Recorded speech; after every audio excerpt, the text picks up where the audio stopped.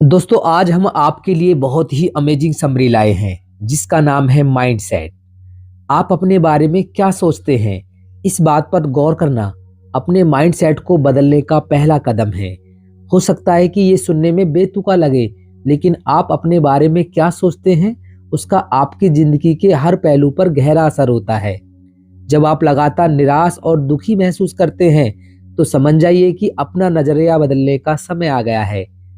और इसमें आपकी मदद करने के लिए इस बुक से बेहतर गाइड नहीं हो सकती। तो अब हम जानेंगे कि यह बुक किसको पढ़नी चाहिए। यदि आप स्टूडेंट हैं, यंग हैं, पेरेंट्स हैं या टीचर हैं या कोई कोच है तो आपको यह बुक अवश्य पढ़नी चाहिए। मैं हूं आपका दोस्त राहुल कुमार। चलिए इस शानदार समरी को शुरू करते हैं। जब दोस्तों आपका सामना फेलियर से होता है तो आपके मन में सबसे पहला थॉट क्या आता है? क्या आपका कॉन्फिडेंस तुरंत कम हो जाता है या आप उस हार को एक लर्निंग एक्सपीरियंस के रूप में देखते हैं? क्या आप हर एक चैलेंज को इस नज़रिए से देखते हैं कि वो बस ये साबित करने का एक मौका है कि आप कितने स्मार्ट और टैलेंटेड हैं? या आप उसे ऐसी चीज़ के रूप में देखते हैं जो आपको ग्रो करने में मदद करती है? क्योंकि हर इंसान बिल्कुल यूनिक और दूसरों से अलग होता है, इसलिए हमारे एक्सपीरियंस भी एक दूसरे से बिल्कुल अलग होते हैं। यहाँ तक कि अगर हमारा सामना बिल्कुल एक जैसी प्रॉब्लम से होता है, जैसे कि किसी टफ एग्जाम को पास करने के लिए तैयारी करना, तब भी हम अपने खुद के तरीके से उसे डील करते हैं। तो ऐसा क्यों होता है? कुछ लोग एक चैलेंज को पार करने के बाद ग्रो करने लगते हैं, वहीं कुछ लोग उसके आगे घुटने टेक कर वहां से कभी आगे ही नहीं बढ़ पाते। आपके हर सवाल का जवाब इस बुक में मौजूद है। इस बुक के द्वारा आप समझेंगे कि कैसे अपने बारे में अपनी सोच आपकी जिंदगी के हर पहलू पर अपना गहरा असर डालती है। आप जानेंगे कि आपका माइंडसेट यानी नजरिया कितना इम्पोर्टेंट होता है। ये आपके जीने के तरीके और प्रॉब्लम का सामना करने की एबिलिटी पर असर डालता है। इसमें आपको अलग अलग माइंडसेट वाले लोगों की जिंदगी के बारे में भी पता चलेगा कि वो अपनी जिंदगी किस तरह जीते हैं। इस बुक में आप अपने खुद के माइंडसेट के बारे में भी जानेंगे और ये भी समझेंगे कि अगर जरूरत पड़ी तो आप खुद को कैसे बदल सकते हैं। दोस्तों इस बुक की समरी को हम कुछ चैप्टर की मदद से जानेंगे। तो पहले चैप्टर का नाम है द माइंडसेट्स। क्या ये प्रकृति है या परवरिश है जो एक इंसान को उसकी पर्सनैलिटी बना देती है? हालांकि इंसान होने के नाते हम सभी में कुछ बातें कॉमन जरूर हैं, लेकिन फिर भी हम सब एक दूसरे से बिल्कुल अलग और यूनिक हैं। हमारे जैसा बिल्कुल कार्बन कॉपी पूरी दुनिया में नहीं है। कुछ एक्सपर्ट्स का कहना है कि हर इंसान का एक बेसिक नेचर होता है जो कभी नहीं बदलता। फिजिकल चेंज का फर्क जरूर होता है जो हमें एक दूसरे से अलग बनाता है।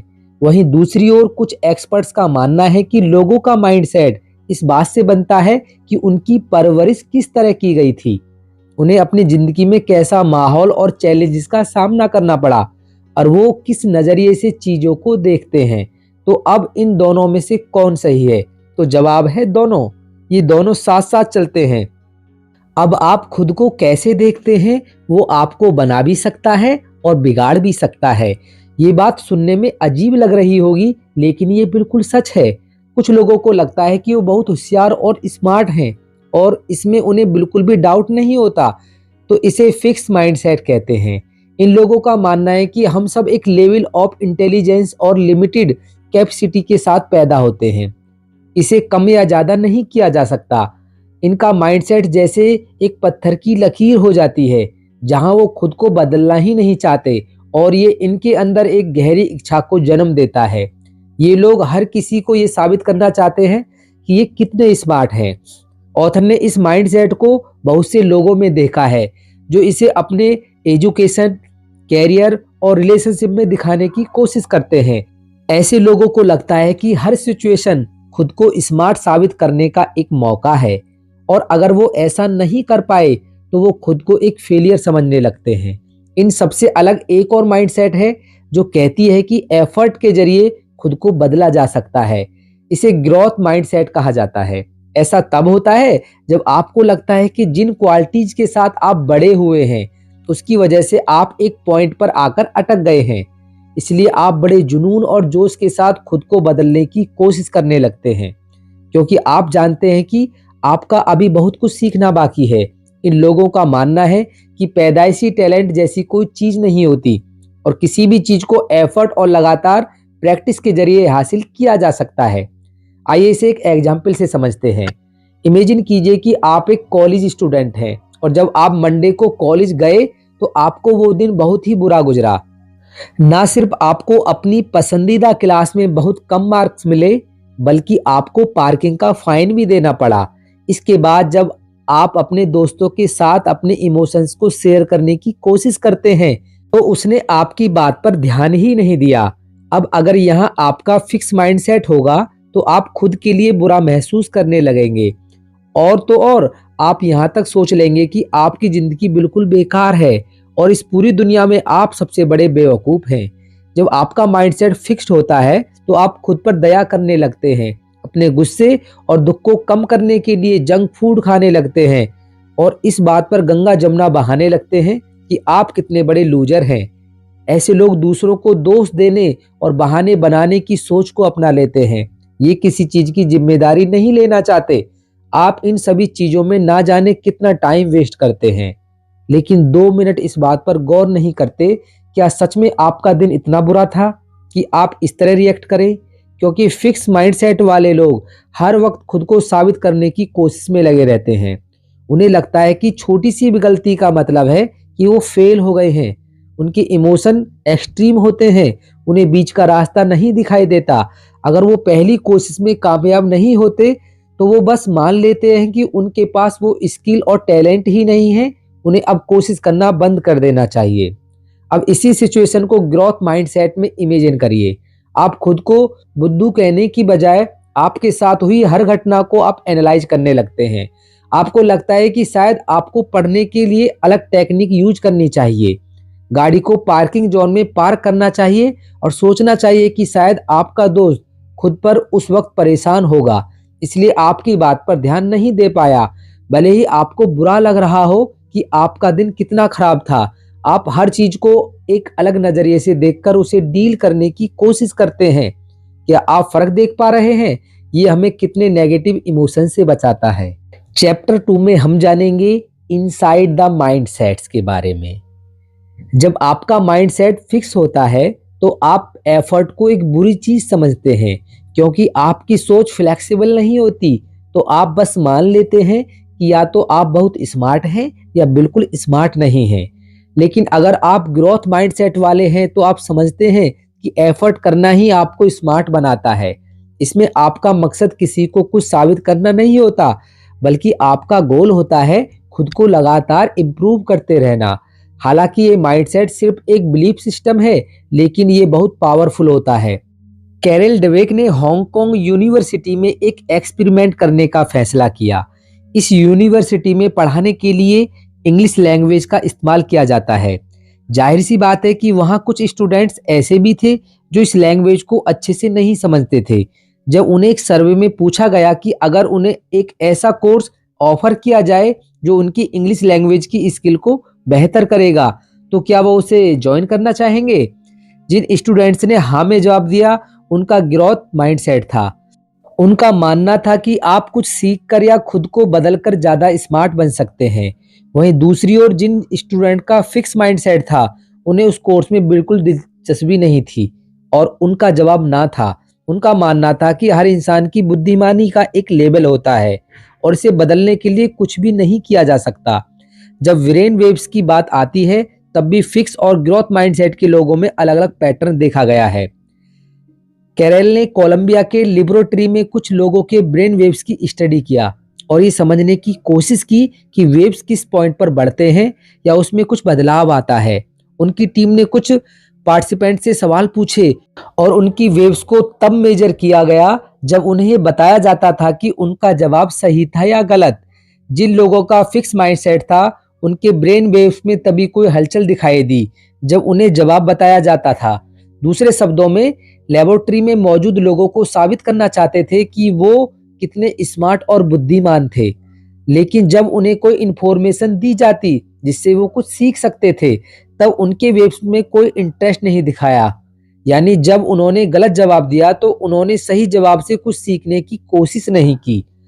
जब ग्रोथ माइंडसेट वालों को स्टडी किया गया तो टीम ने ये देखा कि जब उन्हें कोई इन्फॉर्मेशन दी जाती है तो उनमें उसे जानने की दिलचस्पी जाग उठती थी।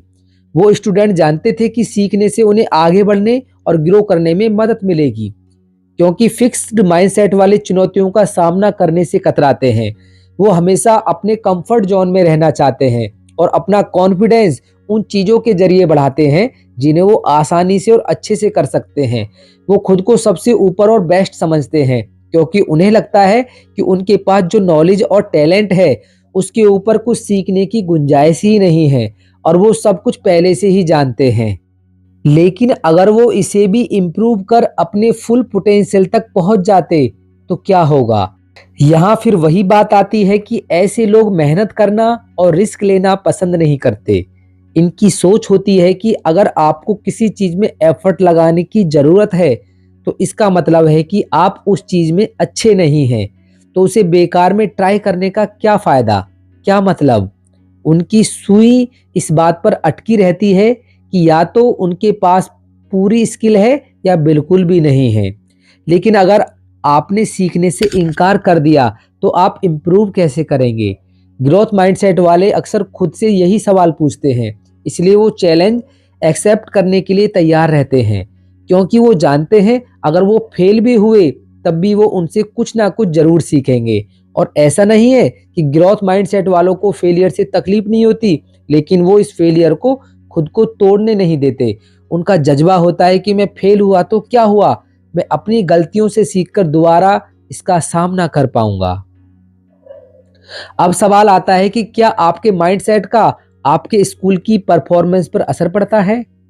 करेल और उनके साथियों द्वारा किए गए एक स्टडी ने साबित किया कि हाँ, इसका असर होता है। उन्होंने कुछ केमिस्ट्री स्टूडेंट्स की परफॉर्मेंस और उनके माइंडसेट को स्टडी किया। उनका कोर्स ये डिसाइड करने वाला था कि वो प्री मेड कैरिकुलम में सिलेक्ट होंगे या नहीं। वो स्टूडेंट काफ़ी टेंस थे, लेकिन उन्हें कहीं न कहीं उम्मीद भी थी। जब स्टूडेंट क्लास अटेंड करते थे तो रिसर्च करने वालों ने उनके पढ़ने की स्ट्रेटजी और माइंडसेट को नोट करना शुरू कर दिया। उन्होंने देखा कि ग्रोथ माइंडसेट वाले स्टूडेंट को अच्छे मार्क्स मिले थे। जब उन्होंने किसी टेस्ट में कम मार्क्स मिलते तो वे ज़्यादा मेहनत कर दोबारा टेस्ट के लिए तैयार करते। वही फिक्स माइंडसेट वाले स्टूडेंट का अगर एक एग्जाम खराब हो जाता तो बाकी बचे हुए एग्जाम में भी अच्छा परफॉर्म नहीं करते। फिक्स माइंडसेट वालों के पढ़ने की स्ट्रेटजी कुछ इस तरह है, वो अपनी किताबें और नोट्स पढ़ते हैं। अगर उन्हें कोई कॉन्सेप्ट समझ नहीं आता तो वो उसे समझने की कोशिश नहीं करते, बल्कि उसे रटने लगते हैं। अब अगर उन्हें कम मार्क्स मिलते हैं तो वो मान लेते हैं कि उनका डॉक्टर बनने का सपना वहीं खत्म हो गया है। वो इसी बात पर अड़े रहते हैं कि उनसे जितना हो सकता था उन्होंने किया और मेहनत करने से कुछ नहीं होता। वहीं ग्रोथ माइंडसेट वाले स्टूडेंट ने सिर्फ एग्जाम पास करने के लिए पढ़ाई नहीं की, बल्कि उन्होंने उस कोर्स को समझने की कोशिश की। वो कॉन्सेप्ट को समझते हैं, उसे अंधाधुंध रट्टा नहीं मारते। जब उन्हें कम मार्क्स मिलते हैं तो वो उसे एक मोटिवेशन के रूप में लेकर और मेहनत से पढ़ते हैं। यहाँ एक और प्रूफ है कि सही माइंडसेट और सही टीचिंग के जरिए कोई भी एक्स्ट्रा ऑर्डिनरी परफॉर्मेंस दे सकता है। लॉस एंजल्स में गारफील्ड हाई स्कूल सबसे खराब स्कूल था। वहाँ के टीचर्स और स्टूडेंट दोनों में ही जोश और मोटिवेशन की कमी थी। लेकिन वहाँ ग्रोथ माइंडसेट वाले ऐसे दो खास टीचर थे जिन्होंने सोचा था कि वहाँ के स्टूडेंट्स कॉलेज लेवल का कैलकुलस सीख सकते थे।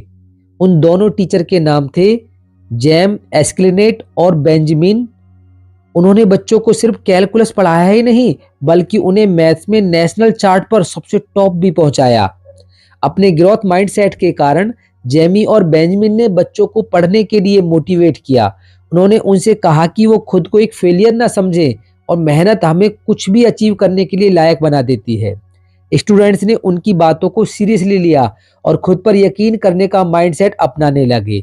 वो उस एग्जाम को बेखूबी पास कर सकते थे और अंत में बिल्कुल वैसा ही हुआ। उन्होंने इतना अच्छा परफॉर्म किया था कि उन्हें इसके लिए अवार्ड भी दिया गया। तो ये हमें क्या बताता है? स्टूडेंट्स को बुद्धू, स्टूपिड जैसे लेबल देना उन्हें पढ़ने से रोकता है। लेकिन जब इन टीचर्स ने बच्चों को पढ़ाना शुरू किया तो उन्होंने अपने स्टूडेंट्स को बेवकूफ़ नहीं समझा, बल्कि उन्हें एक्स्ट्रा ऑर्डिनरी टीचर्स ने उन्हें मोटिवेट करने के लिए अलग अलग रास्ता ढूंढा। उन्होंने बच्चों पर विश्वास दिखाया और इसी विश्वास ने बच्चों को खुद पर विश्वास करना सिखाया और अंत में ऐसा रिजल्ट सबके सामने था जिसकी सिवाय इन दो टीचर्स के किसी को भी उम्मीद नहीं थी। दोस्तों, इस चैप्टर में हम जानेंगे कि स्पोर्ट्समैन का माइंडसेट किस टाइप का होता है। अगर आप स्पोर्ट्स में दिलचस्पी रखते हैं तो आपने कई बार इस लाइन को सुना होगा कि वो तो एकदम नेचुरल और गिफ्टेड प्लेयर है। पहले आपकी सोच यही रही होगी कि ऐसा कहने में कुछ गलत नहीं है। वाकई कुछ लोग एक्स्ट्रा ऑर्डिनरी टैलेंट के साथ पैदा होते हैं, जैसे मानो कि वो एक महान स्पोर्ट्समैन बनने के लिए ही पैदा हुए हों। लेकिन अब जब आप इस बुक को पढ़ रहे हैं तो आप इसे एक अलग नज़रिए से देख सकते हैं। हालांकि फिजिकल क्वालिटी जैसी अच्छी हाइट, लंबे पैर वगैरह आपको कुछ एडवांटेज जरूर देते हैं, लेकिन ये सिर्फ आपका माइंडसेट ही है जो आपको दूर तक ले जा सकता है। बिली बीन कहते हैं कि वो भी एक नेचुरली गिफ्टेड इंसान है। जब वो स्कूल में थे तो स्पोर्ट्स में बहुत एक्टिव थे। बास्केटबॉल में वो MVP थे और फुटबॉल में क्वार्टरबैक। बेसबॉल में वो सबसे बेहतरीन हिटर थे। उनके पास सब कुछ था, सिर्फ एक चैंपियन के माइंडसेट के अलावा। बिली का माइंडसेट इतना रिजिड था कि उन्हें लगता था कि उनका पैदाइशी टैलेंट उन्हें सबसे यूनिक प्लेयर बनाने वाला था। लेकिन जैसे जैसे वो माइनर लीग से मेजर लीग की ओर बढ़ने लगे, वो खुद पर कंट्रोल खोने लगे। जब भी उनसे कोई गलती नहीं होती तो उन्हें बहुत गुस्सा आने लगता और वो उस स्ट्रेस को हैंडल नहीं कर पाते थे। वो लोगों पर अपना गुस्सा उतारने लगे थे। वो अपने फिक्स माइंडसेट में इतने उलझ गए कि अपनी प्रॉब्लम्स को सोल्व ही नहीं कर पाए। वो भी यही सोचने लगे कि अगर उनसे गलती होती है तो इसका मतलब है कि वो नेचुरली गिफ्टेड नहीं है। उनका मानना था कि एफर्ट और प्रैक्टिस सिर्फ उन लोगों के लिए है जो कभी बेस्ट ही नहीं हो सकते। दुर्भाग्य से यही माइंडसेट उनकी हार और डाउनफॉल का कारण बन गया। बीन एक उम्दा बेसबॉल प्लेयर तो नहीं बन पाए, इसकी बजाय वो एक मेजर लीग में एग्जीक्यूटिव बन गए। इसी काम के दौरान उन्हें एहसास हुआ कि उनमें कितना बड़ा दोस्त था और वो था उनका फिक्स्ड माइंडसेट। लेनी डिकेस्ट्रा जो पहले उनके टीममेट थे, उन्होंने बीन को अपनी गलती का एहसास करवाया। लेनी किसी नेचुरल गिफ्ट के साथ पैदा नहीं हुए थे, बल्कि अगर उनकी तुलना बीन से की जाए तो बीन आसानी से उन्हें पछाड़ सकते थे। लेकिन बीन ने देखा कि लेनी का माइंडसेट एक चैंपियन जैसा था। उन्हें कभी भी फेलियर को हार के रूप में नहीं देखा, बल्कि एक मौके की तरह देखा जिससे वो कितना कुछ सीखते थे। लेनी अपने फेलियर को एक सिग्नल की तरह देखते थे, जिसका मतलब था कि उन्हें और मेहनत करने की जरूरत थी। तब जाकर बीन को एहसास हुआ कि चाहे आप में कितना भी नेचुरल टैलेंट हो, अगर आपका माइंडसेट गलत है तो आप कभी एक चैंपियन नहीं बन सकते। और एक और जाने माने एथलीट हैं जिनका फिक्स माइंडसेट था। उनका नाम था पेड्रो मार्टिनेज। वो बोस्टन रेड सॉक्स के सबसे कमाल के पिचर थे और बिल्कुल बीन की तरह वो हर बार बस जीतना चाहते थे। मार्टिनेज और उनकी टीम ने न्यूयॉर्क यंकीज को हराने की ठान ली थी। वो बस किसी भी कीमत पर जीतना चाहते थे। बोस्टन रेड सॉक्स ने पिछले 85 सालों से वर्ल्ड सीरीज नहीं जीती थी और उन्हें पक्का यकीन था कि टीम में मार्टिनेज के होने की वजह से वो इस हार के सिलसिले को खत्म जरूर कर देंगे। लेकिन मैच के दौरान मार्टिनेज ने ना सिर्फ ये दिखाया कि उनका माइंडसेट एक चैंपियन का बिल्कुल नहीं था, बल्कि ये भी जाहिर कर दिया कि उनमें कोई स्पोर्ट्समैन स्पिरिट नहीं थी। जब यंकीज जीत रहे थे तो उन्हें गुस्सा आने लगा। इतना ही नहीं, उन्हें बैटर को जोर से बॉल मारा, दूसरे प्लेयर को मारने की धमकी दी और यंकीज के 72 साल के कोच डॉन जिमर के साथ बहस भी करने लगे। मार्टिनेज को फेलियर हैंडल करना ही नहीं आता था और सबसे बड़ी बात, उन्होंने अपनी गलतियों से सीखने की कोशिश नहीं की, जिसका नतीजा ये हुआ कि रेड सॉक्स बुरी तरह मैच हार गए। आइए अब हम न्यूयॉर्क यंकीज के बारे में बात करते हैं। कई लोग इस टीम को पसंद नहीं करते थे, लेकिन फिर भी बहुत सारे प्लेयर्स इस बात से सहमत थे। इस टीम में बहुत अच्छी स्पोर्ट्समैन स्पिरिट थी। जब 9/11 वर्ल्ड ट्रेड सेंटर का वो दर्दनाक हादसा हुआ तो न्यूयॉर्क के लोग शोक में डूबे हुए थे और उन्हें उम्मीद की जरूरत थी। हालांकि न्यूयॉर्क यंकीज पर भी इस हादसे का गहरा असर हुआ था, लेकिन उन्होंने अपनी हिम्मत को जुटाया और एक के बाद एक गेम जीतते चले गए। अंत में उन्होंने वर्ल्ड सीरीज में अपनी जगह बनाई। जिसने हर न्यूयॉर्कर के दिल में जोश भर दिया था। इतने बुरे वक्त में जब इंसान की हिम्मत पूरी तरह टूट जाती है, यंकीज ने तब भी अपना जज्बा बनाए रखा। वो पूरे जोश और हिम्मत के साथ खेले, उस फाइटिंग स्पिरिट को जिंदा किया और अच्छी परफॉर्मेंस से सबका दिल और सम्मान जीता। इससे पता चलता है कि उनका कैरेक्टर कितना स्ट्रांग है, उनमें अटूट विल पावर और पॉजिटिव माइंडसेट है। इस चैप्टर में हम जानेंगे पेरेंट्स, टीचर और कोचेस का माइंडसेट कहां से आता है।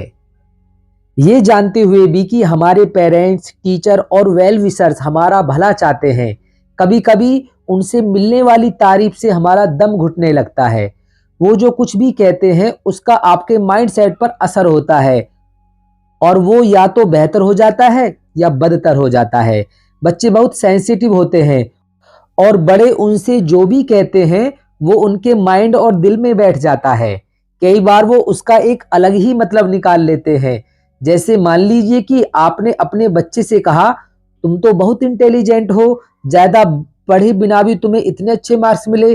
अब बच्चा इसका मतलब ये निकालता है कि मुझे पढ़ने के लिए ज्यादा मेहनत नहीं करनी चाहिए, क्योंकि मेहनत करने का मतलब है कि मैं इंटेलिजेंट नहीं हूँ। जब आप कहते हैं कि तुम तो चीजों को बड़ी जल्दी समझ जाते हो, तुम तो बहुत स्मार्ट हो, तब एक बच्चा सोचता है अगर मैं तुरंत सब कुछ नहीं सीखूंगा तो मुझे स्टूपिड कहा जाएगा। इसलिए बचपन से ही हमारी फिक्स या ग्रोथ माइंडसेट बनना शुरू हो जाती है। इसलिए हमें बहुत ध्यान से और सोच समझकर बच्चों की तारीफ या उनसे कुछ कहना चाहिए। अगर आप तारीफ करना चाहते हैं तो उस मेहनत और प्रोसेस की करें जिससे उसे सक्सेस मिली है।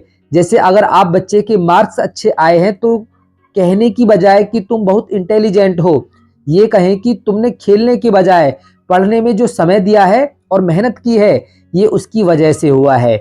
अगर आप एक टीचर हैं और किसी स्टूडेंट को उसके अच्छे ईजी के लिए शाबाशी देना चाहते हैं तो उसके काम में लगाए एफर्ट की तारीफ करें। अगर आप लोगों में ग्रोथ के माइंडसेट को बढ़ावा देना चाहते हैं तो आपको उनकी मेहनत और एफर्ट की तारीफ करनी चाहिए जो वो अपने काम में लगाते हैं, उनके अचीव किए हुए रिजल्ट की नहीं। अपने शब्दों को बहुत सोच समझ कर कहें, क्योंकि आप सामने वाले को क्या मैसेज भेज रहे हैं वो ज़्यादा जरूरी होता है।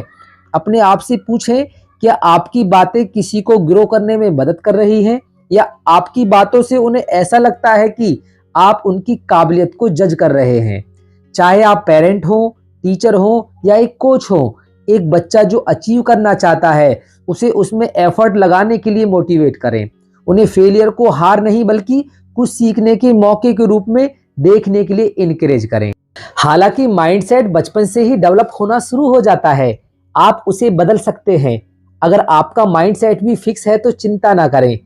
माना कि माइंडसेट बदलना आसान नहीं होता, लेकिन आप अपने सोचने का दायरा बढ़ाकर नई सोच को अपनाकर ऐसा कर सकते हैं और यकीन मानिए वो आपके पुराने नजरिए से बहुत बेहतर होगा।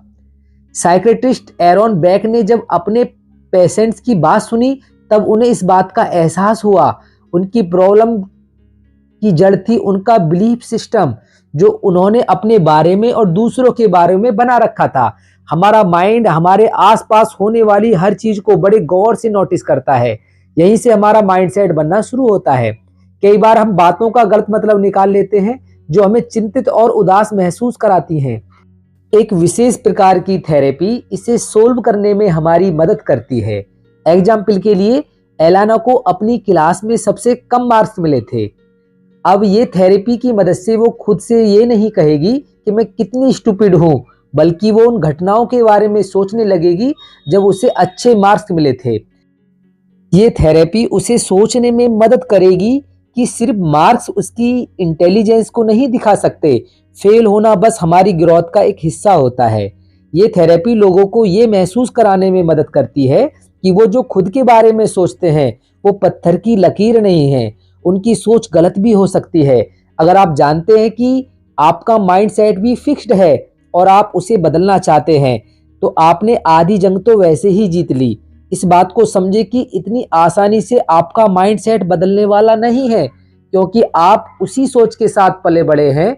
अब तक आपको लगता था कि जिंदगी को देखने का बस यही एक नजरिया होता है। अगली बार जब आपका सामना फेलियर से हो तो इस बात पर ध्यान दें कि किस तरह के थॉट आपके दिमाग में चल रहे थे। इस बात को याद रखें कि आपने खुद से क्या कहा था और उसने आपको कैसा महसूस करवाया था। उसके बाद ये देखने की कोशिश करें कि एक ग्रोथ माइंडसेट वाला इंसान उसे किस नज़रिए से देखता है। सही मायने में अपनी सोच को बदलने में थोड़ा वक्त जरूर लगेगा, लेकिन इस उम्मीद को बनाए रखें कि बहुत जल्द आप खुद को आज़ाद महसूस करेंगे और बाद में ऑटोमेटिकली बिना एफर्ट लगाए आपकी सोच पॉजिटिव दिशा में जाने लगेगी। तो क्या सोच रहे हैं? ग्रोथ माइंडसेट को अपनाने में अभी भी देर नहीं हुई है। हर सुबह बदलाव के लिए एक नया मौका लेकर आती है, बस आपको उस मौके को पहचानना है। दोस्तों, अब हम इस बुक का कॉन्क्लूजन निकालते हैं कि आपने अब तक क्या सीखा। तो आपने इस बुक में दो तरह के माइंडसेट के बारे में सीखा, जो है फिक्स माइंडसेट और ग्रोथ माइंडसेट। जब आपका माइंडसेट फिक्स होता है तो आप सोचते हैं कि आपके स्किल और टैलेंट को बदला या बेहतर नहीं किया जा सकता। यही कारण है कि आप सिर्फ दो तरह के रिजल्ट के बारे में सोचते हैं कि या तो आपके पास नेचुरल टैलेंट है या बिल्कुल भी टैलेंट नहीं है। आपकी सोच हार या जीत तक ही सीमित रह जाती है और आप ग्रोथ के बारे में सोचते ही नहीं हैं। फिक्स माइंडसेट वाले मानते हैं कि हम लिमिटेड कैपेसिटी के साथ पैदा हुए हैं और सीखना या मेहनत करना फिजूल है। असल में फिक्स माइंडसेट वाले हारने से डरते हैं। अगर वो फेल हो गए तो उनकी इमेज खराब हो जाएगी और सब उन्हें फेलियर समझेंगे, इसलिए वो चैलेंज एक्सेप्ट नहीं करना चाहते। जबकि ग्रोथ माइंडसेट हमें सिखाती है कि सीखने का कोई अंत नहीं होता। इसमें आप अपनी गलतियों से सीखकर लगातार इम्प्रूव करते हैं। फेल होने के बाद भी आप रिस्क लेना बंद नहीं करते और अपना एफर्ट करते रहते हैं। अंत में यही मेहनत आपको लाइफ में बहुत सक्सेसफुल बनाती है। आपने यह भी समझा कि आपके माइंडसेट का आपकी लाइफ पर कितना गहरा असर होता है। जब आप किसी प्रॉब्लम का सामना करते हैं तो फिक्स माइंडसेट आपको ढीठ बना देता है, जो आपको दूसरे रास्ते को देखने ही नहीं देता।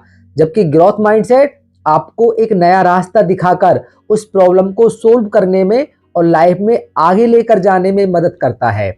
फिक्स माइंडसेट आपको महसूस कराता है कि आप में कुछ कमी है, जबकि ग्रोथ माइंडसेट आपको महसूस कराता है कि हमारा गोल परफेक्ट बनना नहीं है, बल्कि एक ऐसा इंसान बनना है जो हर रोज इम्प्रूव करके खुद को आगे ले जाना चाहता है। खुद के बारे में अपनी राय को बदलना थोड़ा मुश्किल जरूर है, लेकिन नामुमकिन बिल्कुल नहीं है। अपने खुद के विचारों को आपको पीछे पकड़कर रखने ना दें और कभी सीखना और कोशिश करना बंद ना करें, क्योंकि जिस दिन आपने मान लिया कि आपको सब कुछ आता है और आपको कुछ सीखने की जरूरत नहीं है, असल में आपकी असली हार उसी दिन हो जाती है। यदि दोस्तों आप किसी एग्जाम की तैयारी कर रहे हैं या किसी बोर्ड की तैयारी कर रहे हैं तो हमारा एक दूसरा चैनल और है, आप उसको विजिट एक बार जरूर करें, जिसका नाम है डियर राहुल सर। और आपको हमारी ये बुक समरी अच्छी लगती है तो इस चैनल को भी सब्सक्राइब जरूर करें और ज़्यादा से ज़्यादा उन लोगों को शेयर करें जिन्हें मोटिवेशन बुक पढ़ना और समझना अच्छा लगता है।